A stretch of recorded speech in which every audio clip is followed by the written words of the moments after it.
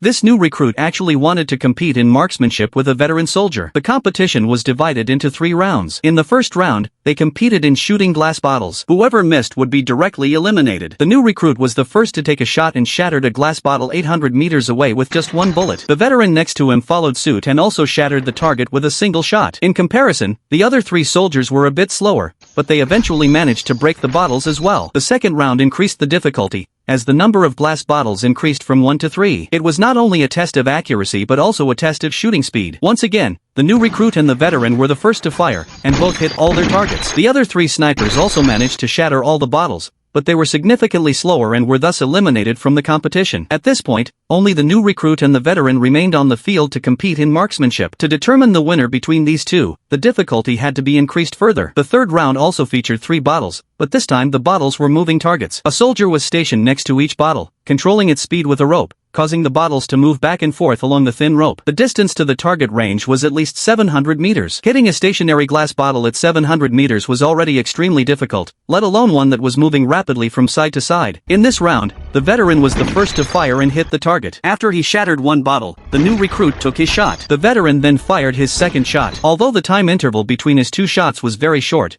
he still managed to hit his targets with every bullet. Strangely, after the veteran fired his second shot, there was no sound of gunfire from the new recruit, which puzzled the veteran. Feeling that he had the lead, the veteran did not rush to fire his third shot. Even if the new recruit fired now, he would not be able to catch up. The onlookers were also confused about what the new recruit was doing. However, the new recruit's next move won cheers from everyone present. He aimed at the bottles, waiting for the moment when 2 of them overlapped, and then, in a split second, he hit both bottles simultaneously. By this time, the veteran realized what had happened, but it was already too late. He was still impressive, hitting all 3 targets with 3 shots. The veteran expressed great admiration for the new recruit's performance.